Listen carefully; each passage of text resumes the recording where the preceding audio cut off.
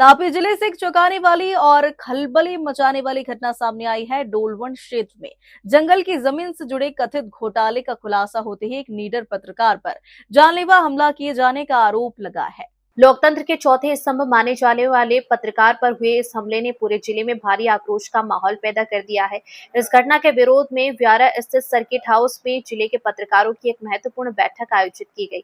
बैठक में सभी पत्रकारों ने एकजुट होकर ऐसे असामाजिक तत्वों के खिलाफ कड़ी लड़ाई लड़ने का संकल्प लिया। पत्रकारों ने साफ शब्दों में चेतावनी दी कि यदि पुलिस प्रशासन द्वारा तत्काल और सख्त कार्रवाई नहीं की गई तो आंदोलन का रास्ता अपनाया जाएगा। बैठक के दौरान पत्रकारों ने कहा, कलम कभी गुंडों से डरती नहीं है। यह हमला पत्रकार की हिम्मत तोड़ने की कोशिश है, लेकिन अब सच की आवाज और बुलंद होगी। इस घटना को लेकर स्थानीय पत्रकारों में भारी आक्रोश देखा जा रहा है।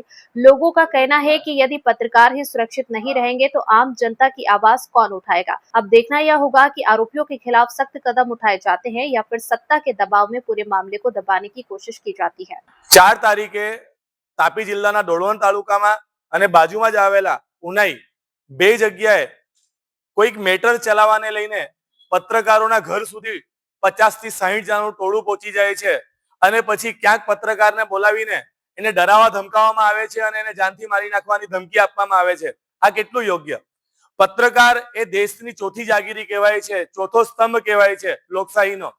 એ એવી ઘટનાઓનો ઉજાગર કરતો હોય છે કે જેના પર તંત્રએ ધ્યાન આપવું જોઈએ। લોકોને જે ઘટનાઓ જે સમસ્યા હોય છે એને ઉજાગર કરતો હોય છે, પોતાના જીવના જોખમે ઉજાગર કરતો હોય છે।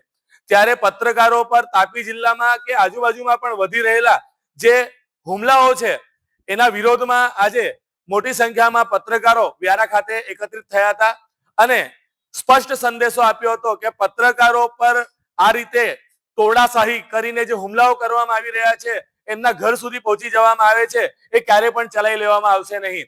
આ અંગે આવનાર દિવસોમાં પત્રકારો જે આવા તત્વો છે, પત્રકારોની લડાઈ કોઈ દિવસ કોઈ તંત્ર સાથે નથી, કોઈ રાજકીય પક્ષ સાથે નથી, પણ કેટલાક એવા તત્વો કે જે પોતાના અંગત સ્વાર્થ ખાતર પાર્ટીને પણ બદનામ કરી રહ્યા છે, કોઈ સંસ્થાને પણ બદનામ કરી રહ્યા છે, એવા લોકો વિરુદ્ધમાં પત્રકારો લખશે અને છેલ્લે સુધી લડશે। એ અંગેનો સંદેશો આપવા માટે મોટી સંખ્યામાં આજે પત્રકારો ભેગા થયા છે।